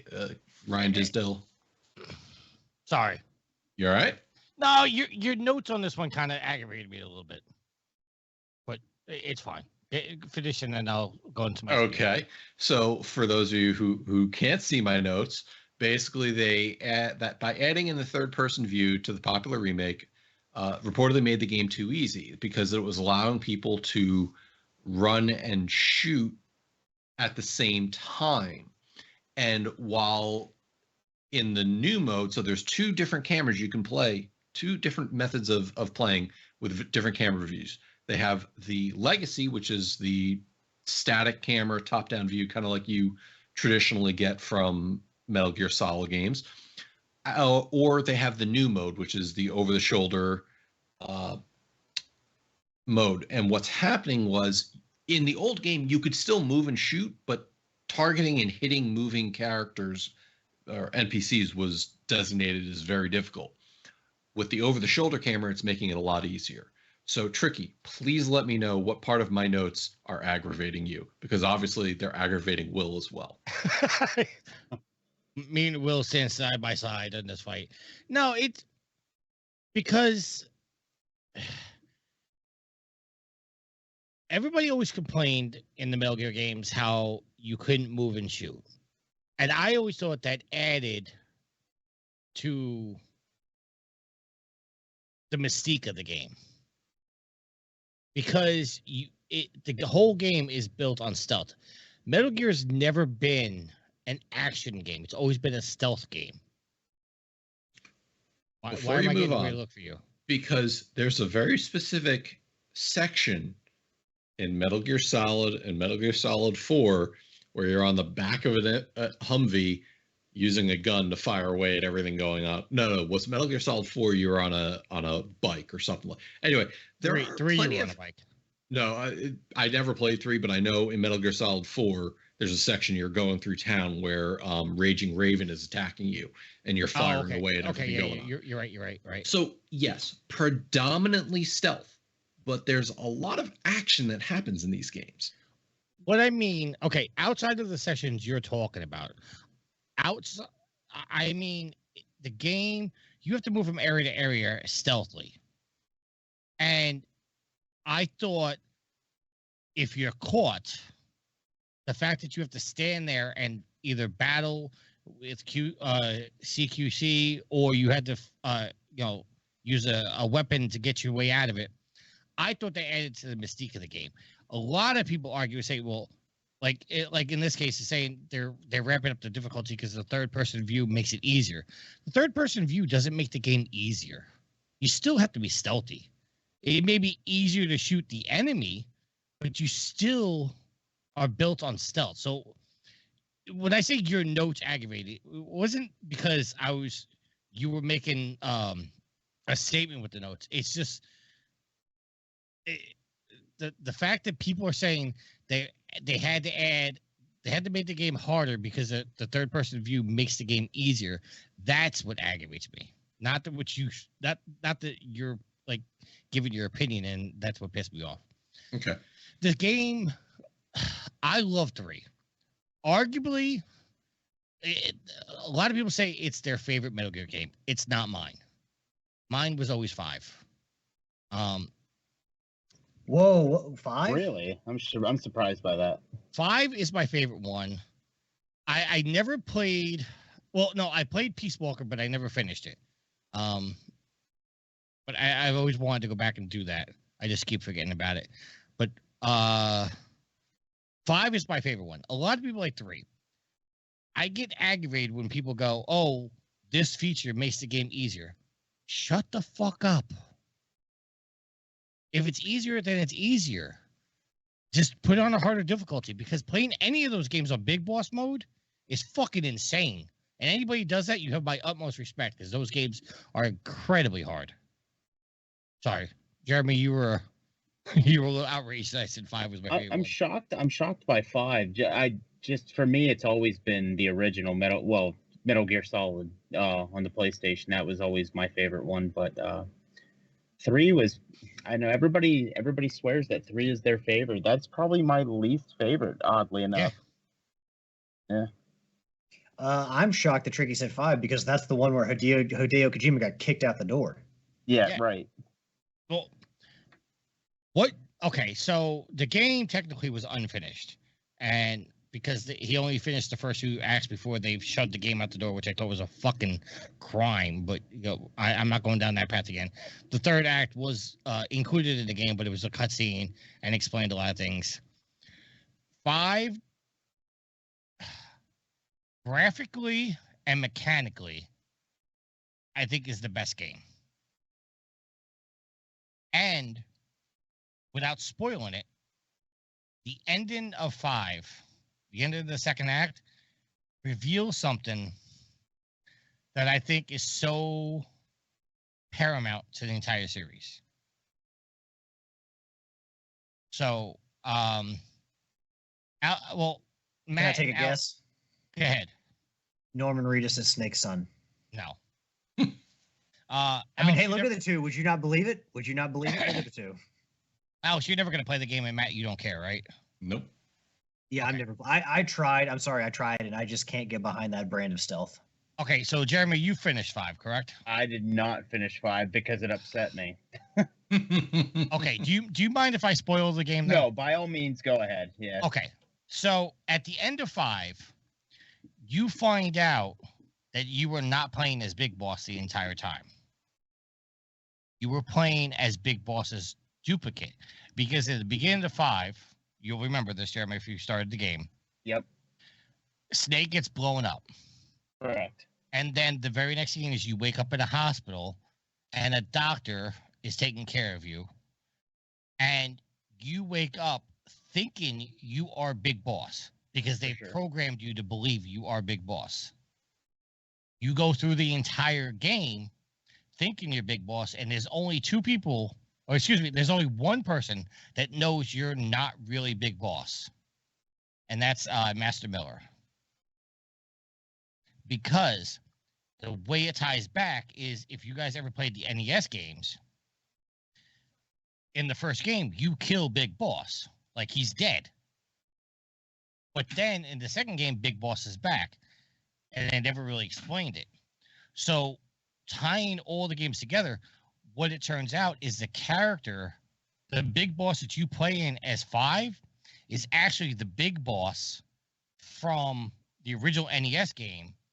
And the Big Boss that you find at the end of 4 is actually the real Big Boss that happens to be at the end of the original the 2nd Metal Gear game. So it ties it all back in, and the story arc explains so much. Then you find out how Liquid, Solid, and Solidus all came to be, who they were, who their mother was, and all that other stuff. So 5 is definitely my favorite one of all time. I'll agree with you that it has the best graphics and gameplay by far. But on a story, maybe I should just go back and try to replay it. But on a story note, I mean, just 1 and 2 were always my favorite. I remember being very upset though as a kid playing as Raiden the first time. Absolutely. I cursed at my screen. One had a simplicity to it that the others started to lose as it went on. Agreed. I couldn't get into it. But Jeremy, what do you feel about the whole they made it harder because the new camera view made it easier, so to speak? Well, I'm at a point where I'm tired of developers feeling as though they need to make games easy or make the well. I mean, if the game's meant to be hard, then it's meant to be hard. I think it should be left alone. Kind of like in the realm of like the Dark Souls games and stuff like that. Like if it's meant to be difficult, it should be difficult. You know, I don't know, the whole get good thing that rings true, I guess, here to me. Okay. Did we hit everybody? Alex, did you give your opinion? Personally, these days, I think that I don't know. It's just, to me, like, I would rather have a better experience, a more fun gameplay experience than something that's wickedly hard. I don't play I don't play the From Software games a lot because of that reason. I don't care about my games being brutally hard. I mean, I want a challenge, but I'm not like, oh, I need my game to be punch me in the dick hard or some shit like that. So I mean, I would rather, if the camera angle adds to the game and it makes it more fun, I would rather have that. If it makes it more run and gun and they don't want Metal Gear Solid to be that, I can understand if they want to turn it back a little bit so it's more of a gameplay style, say that's more stealthy. But who's to say it's easier? Like, why did I just don't know how they decide how it makes it easier. Again, just make a good game, make the best game you can, and change up the mechanics if you want to. But I personally, I'm never disappointed when a game isn't like, I'm disappointed if a game is just like, press X to win or some shit like that. But I'm never disappointed if I go through a game and it's not just ball bustingly hard. I just don't care at this point, just trying to enjoy my time away from the real world. So for me, this whole focus on, the camera angle in this particular game, it just makes it too easy, so we got to change shit. Like, who cares? That's my thing. Okay. All right. And moving on to our last article of the night, Will and Chad, if you're listening, this ventures into your area. And coming from Press Start, Shannon Grixey talks about how Little Big Planet 3 and all of its DLC come October 31st will no longer be available on the PlayStation Store. And that's including DLC from, I guess there was 1 and 2. There was a pack that you can get for 3. Yes. So currently the game is $25, and again, this is affecting really the digital version only. So collectors like Will may see a little bump in their physical version values. And I didn't really read into or see why they said it was leaving, but definitely the devs came out with a note talking about how this was kind of the culmination of all their work on those games, before Little Big Planet Adventure or whatever that was on the PS5. But we kind of know the zeitgeist that surrounded these games was that it was giving players the tools to create things that they wanted to share with others. And Little Big Planet 3 was their swan song to that category. So I remember trying, I think, Little Big Planet 1, and I don't have that type of creative bone. I did pretty well with Mario Maker, but with something that had a level of complexity to it, such as Little Big Planet, I just wasn't getting into it. So, Jeremy, do you ever play those games? Did you go through any of them? I played them a very little. Mainly, friends of mine had it, and I would just come over and kind of play along with them because it's a good multiplayer game. I did get into the latest game. What is that? The platformer. Tearaway? No. Sackboy's Big Adventure. Sackboy, yeah. I got Okay. into playing that, and I was loving that, and was actually aiming to platinum that game. And I ran into I think the knitted. I can't remember exactly what the trials were at the end of that game, but that was much like the Astrobot experience, where I was ready to physically harm someone if they came near me, because that game pissed me off so much. I about put a controller through the wall there, and no, like you said before, Alex, like no game is worth like raging over. Not to that extent anyway, so I kind of gave up on that one, but yeah, I don't know. As for Little Big Planet 3, though, I've never really, don't have a ton of experience with that one. Alex, how about you? Yeah, I mean, this Little Big Planet, I tried the first game. I played the first game, and I played Little Big Planet karting, which is a very different experience than, all the other Little Big Planet games. But with Little Big Planet, when I played it, I pretty much just played the levels the developers made. I didn't really make my own, or I didn't go further than I had to say earn a trophy. But I don't want to invest the amount of time it takes to build a world, to build a level. You want me to design a character in a like a wrestling game. You want me to make my own hero where I got to figure out what they look like, what they're wearing. Rocket League, you want me to design a car? Cool. I'm great with that. Something that takes me 20 minutes or less. But when you got to get into the nitty gritty of designing like a level and then posting that on, up on for other people to look at or to, download themselves. I did Hot Wheels Unleashed. They had a track creator in that, and I didn't use that at all. Like I said, I would build very rudimentary tracks if I had to, get a trophy or what. Yeah, exactly. But I enjoy collecting the cars, but I didn't in racing the cars. I didn't want to build stuff though. That I don't want to spend that much time. I like having games made for me. I don't like having to build those worlds myself because it just takes too much time, and I guess my focus just gets lost while trying to do that. So any level I've built in Little Big Planet would be just basically the finish would be the start essentially, because I'm not going to build a whole big level that takes hours to make, because that's not how I enjoy playing a game. That's not the kind of creation that I enjoy. So. Okay. Tricky. Sorry, you caught me in mid crutch punch. You mentioned about why they're closing down the service.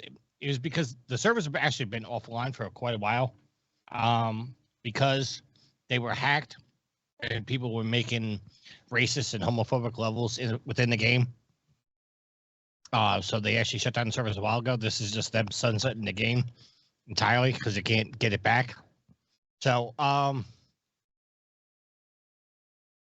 like the Little Big Planet games, but I realize they're not for everybody, and just like the panel saying here, I think that aspect of building the levels was just an entry level way of getting people in that are interested in level design and video game marketing and stuff like that. They're not marketing, but development, to get their foot in the door, to understand this is what it takes to put a level together. And they expanded that inside of Dreams, because we saw some incredible games made in Dreams. I realize it's not for everybody.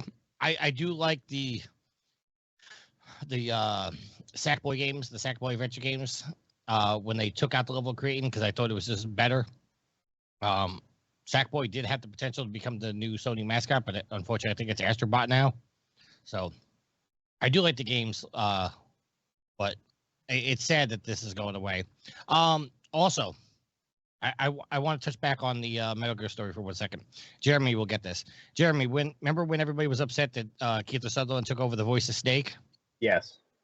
That is the reason, with him being the original Big Boss. That's why he took over the voice, because Big Boss and Snake were the same DNA, so they had the same voice. But because the Big Boss in 5 was not the original Big Boss, and it was an entirely different person, that's why he had a different voice. Okay, well, that makes sense then. Everybody just wants to hear David Hayter, so. Right. I feel like that's a convenient story made up after the fact. I remember there being a lot of contention about David Hayter not being brought back. Well, David Hayter was the one being vocal about that, but David Hayter didn't know the story because he wasn't involved in the game. But it's never been confirmed that that's the reason, but that's my theory, is he was not Big Boss's DNA, therefore he had a different voice. Mm-hmm. Like you said, likely story. little convenient, but we'll go with who the hell knows what happens in Kojima's mind, okay? I don't think Kojima knows what happened. Well, no, maybe Norman Reedus knows what's happening in Kojima's mind, or Jeff Keighley, one of those two. Those two should just get married already. I mean, all righty. Well, that is the end of our stories, but we do have some listener questions. Time to check my social media, yeah. So, Matt, before you go, Jeremy, I asked every guest, what do you think about that soundbite? You love it, hate it? I'm kind of undecided, to be honest with you. I don't hate it. I mean, I was actually kind of looking forward to hearing it for the first time, like on the show, being a part of the show. So I do it more or less now just to piss off Joseph Priestley. He's my mortal enemy.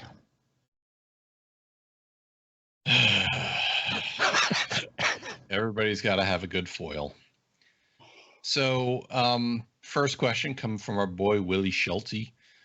Other than Matt, do any of y'all play games just for the sheer pleasure of playing the game and not trophy hunting? And I know we kind of hit on this topic a little earlier. So, Jeremy, you want to reiterate your position on what your current gameplay purpose is now? My current gameplay purpose is to solely enjoy the games that I'm playing. I'm not a big completion person. I mean, I don't know that I ever really was. I mean, if you can tell, but I think my completion percentage is like a 27 or something like that. Like as for trophies, I used to be, more into it than I currently am. I mean, now I just want to play with what little time I have, because I am a dad, I am a husband. So, the time that I do have, I want to be playing the best version of the game with the highest frames and the best fidelity and all that stuff. I mean, so I've kind of strayed away a little bit from the PlayStation, and I've gone more towards the PC, and I know that upsets some people, but it doesn't upset the right people. I mean, I'm not going to be the guy in here yelling PC Master Race. I'm not that guy, but I'll be that guy for you. Fair enough. But yeah, I mean, it's just not a big priority to me anymore. I want to play games and enjoy them and not have to worry about, a trophy, And I think it's safe and fair to say, the guys definitely do play games. I mean, Tricky, you play the Division. You're not getting trophies in those anymore. Well, that's exactly why I answered the way I did in the Facebook chat, and Will, decided to be a little smart as saying, I don't believe you. Yeah, I play the Division. I have, I think, close to 3,000, if not more than 3,000 hours in that game, and I haven't earned a trophy in that game in 5 years, 6 years, however long the game's been out. Yeah, I play games all the time, but don't worry about the trophies. And Alex, certainly you play games for enjoyment too. It's not all about the trophies, right? You speak for yourself, sir. No, I mean, I've had the platinum trophies and 100% in Rocket League and Helldivers for a while now. Obviously, Rocket League longer, but I mean, I still play those games just for the pure enjoyment of it. The entire reason I wanted to play Resident Evil 4 is because I had heard so many good things about that game, and I started playing Resident Evil at Resident Evil 5. So it's a game that obviously I wanted to go back and play. I knew the trophy list. I saw the trophy list. I knew I probably wasn't getting the platinum trophy because I knew ahead of time that some of them were going to be more difficult for me to get, but I still went ahead and played it anyway just because I wanted to play it. So that's a more modern example of a game that I played regardless of the trophies. And then the entire reason I own a Switch is because I enjoy Nintendo's games, but also in Nintendo's games, I don't have to worry about trophies. I talked about Luigi's Mansion 2. I still need to play that, but that has no trophies. And then also we're going to, like Matt, we're probably going to be buying the new Mario Party Jamboree. No trophies. So that's the Mario Party games are another series that I play regardless of the trophies. So yes, I do enjoy getting trophies in the games that I play on the PlayStation Network, but also there are times when I will play a game despite the trophies, even if I don't think I'll get the platinum trophy or 100%. And like I said, Nintendo Switch, it's nice to play games on there because it's not about the trophies; it's just about enjoying the games. So why are you so scared to play Tunic then? Because I saw videos of Tunic and I just didn't know if I would like the gameplay. I don't think Tunic is a particularly hard platinum trophy, from what I understand. I just saw the gameplay and I'm like, you know what? I may not actually like that after all. So, not saying Tunic's a bad game. I saw it and it didn't really excite me all that much. And I agree with Saber in chat talking about Mario Party games. They're for friends and family.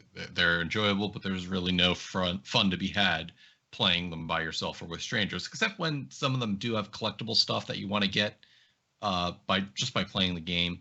However, those Jackbox party pack games, things like that, all meant to be having fun with the people that are close to you. I would say that the Jackbox Party Pack games are easier on the relationships than the Mario Party games, because the Mario Party games, as we all know, somebody's going to throw down when you steal their star because they're not going to be too happy. It's because bullshit dice make. Oh, here come the bullshit excuses. If the dice did what I wanted to them, I would have no problem with the game. Sure, blame it on the dice. That's your skill. I do. This goes back to my philosophy in gaming. I probably have the most gaming ADD out of this group, in that if I'm not feeling a game, or if I stop having fun for even a second, I will jump to another game. I buy new games and jump to them without even finishing other games.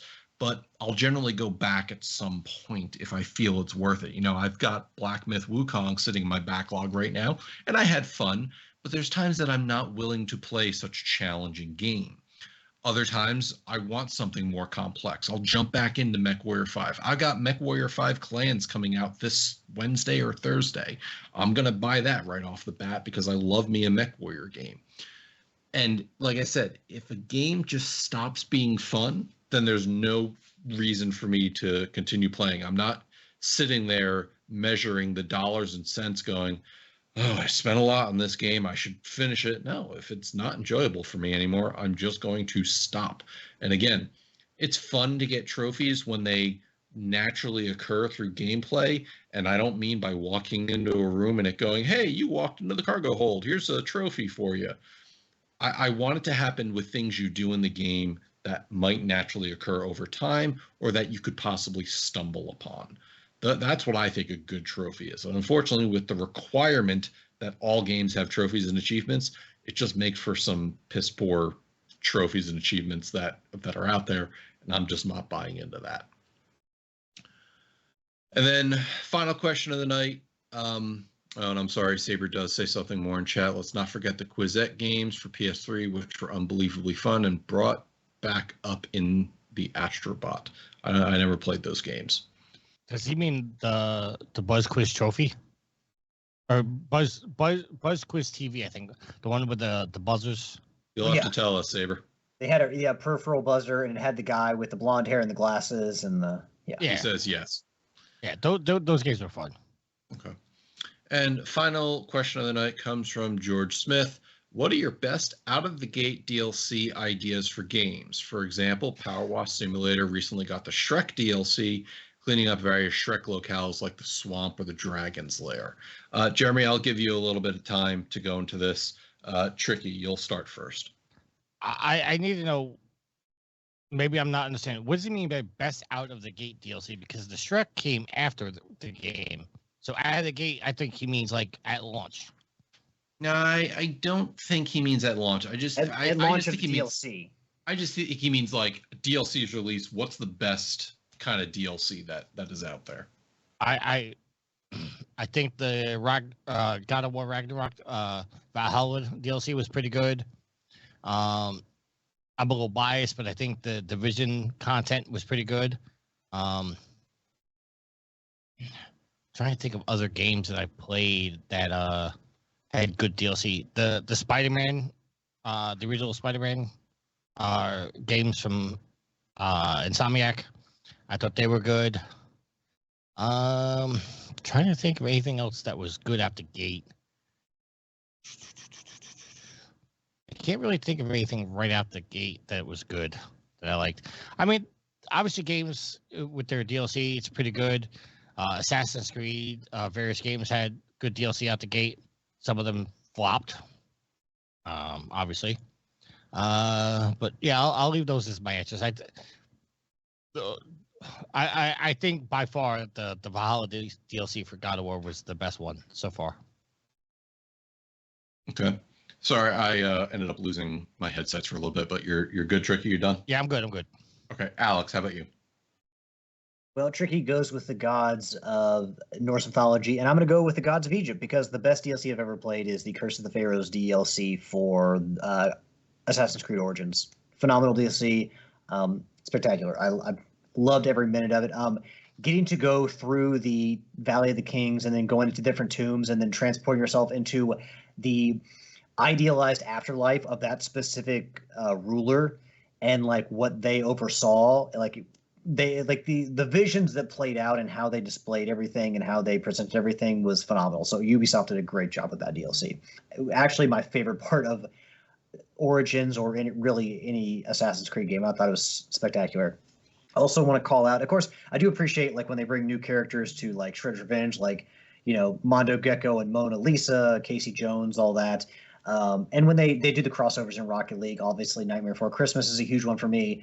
But another great DLC, I've always thought that, and I don't mean any disrespect when I say this, but I've always thought the Remedy games were better played in DLC chunks than full games, because I feel like when you take in their full games in a very specific amount of time, like a week, 2 weeks, a month, I feel like so much gets thrown at you and they don't always explain stuff very well, or they get really esoteric that it gets at some point you get kind of lost in the woods, kind of like like your Alan Wake in the middle of nowhere. But I think their DLCs, the Foundation, Alter World Events, and then the one DLC for the Night Springs DLC for Alan Wake 2, it's so much better to just play them in small chunks because I feel like you don't get as lost. There's not as much minutia. There's not just you don't maybe a poor analogy, but you don't have to swim as far to shore. Like it's just I enjoy them and they're just enough of those franchises to make me enjoy it. Whereas with a lot of other things, I think they get way off base and they go further than they should, and they just kind of lose me in a lot of situations. Even though I did like Control, I did like Alan Wake 2. I just feel like smaller sections of it, they're better able to explain it or kind of corral their worst instincts where they just kind of spiral off into areas they don't necessarily need to. That's just my thoughts, but I always thought that the Remedy DLCs for their games were really, really good. And I actually enjoyed them better than the games themselves. Or at least they were the best parts of those games. Okay.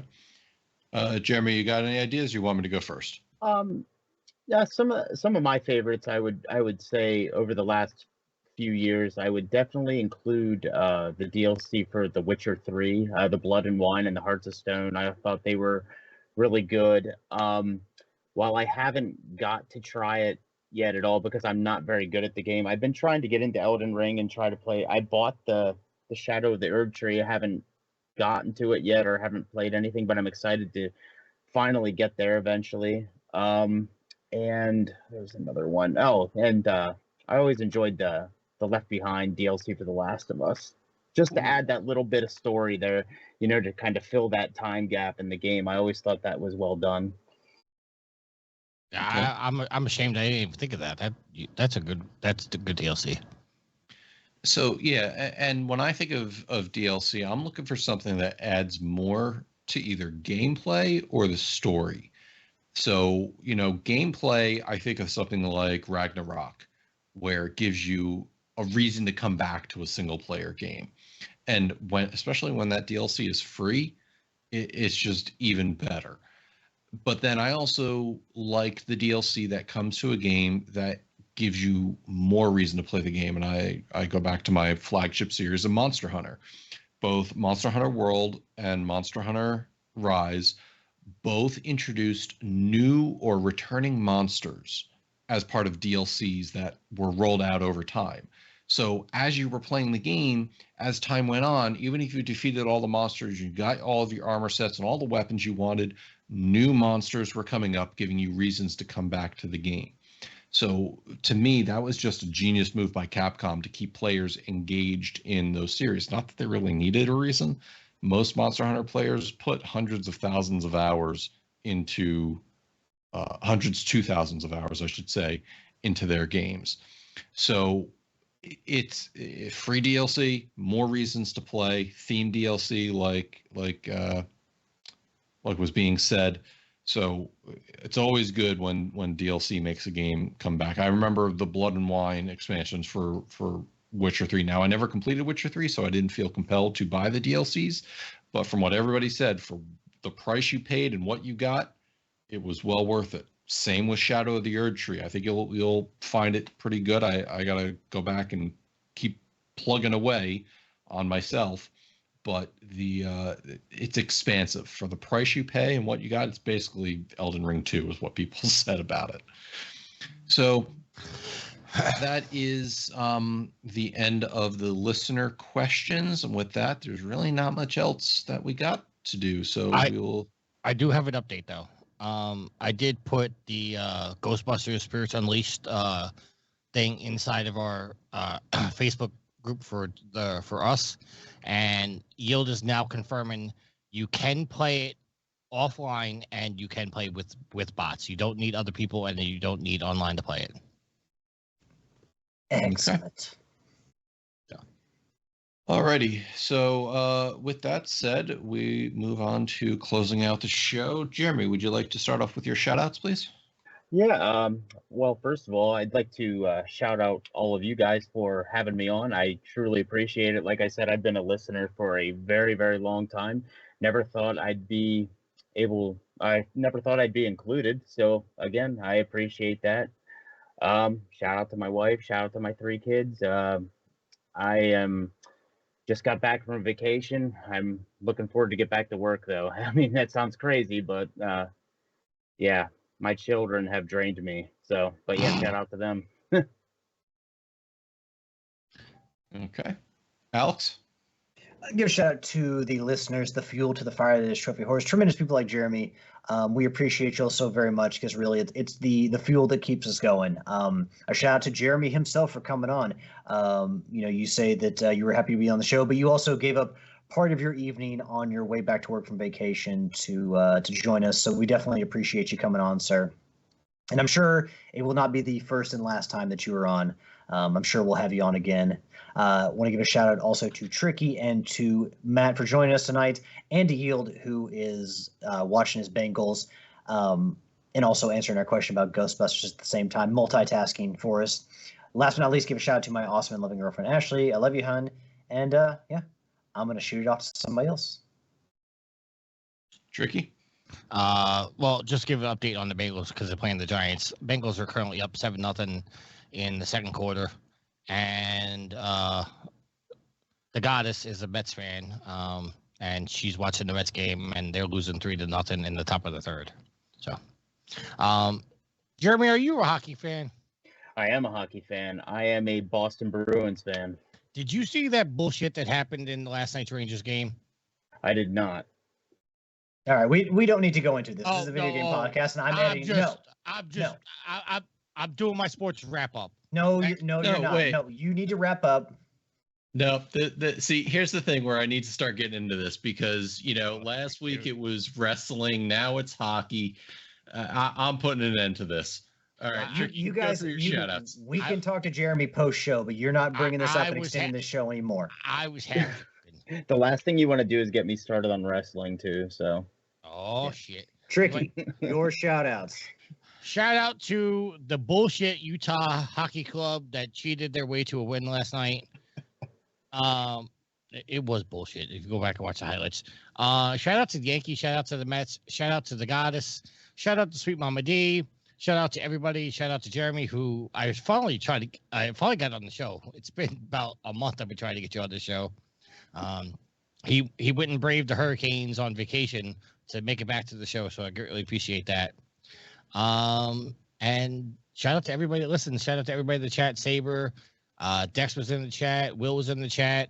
Yeah, that's my shout outs. All right. Shout out to you, Jensen. Absolutely, Jeremy. Would love to have you back.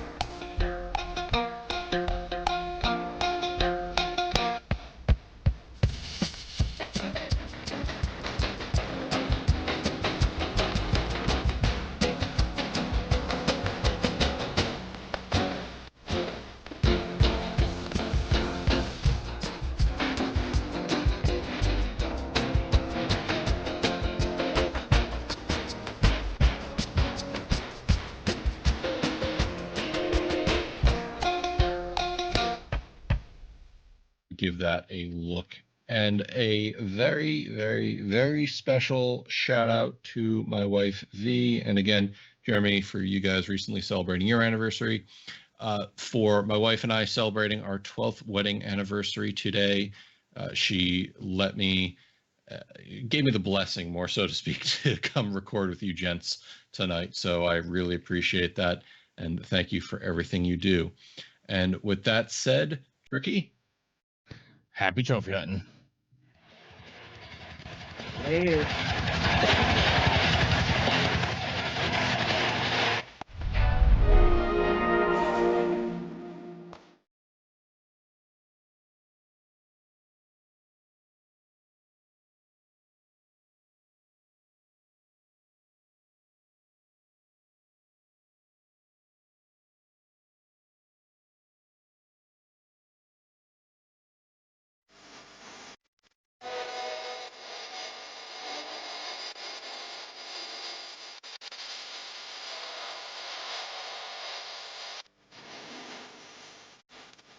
The theme song is Venus by the band Even off their album Z.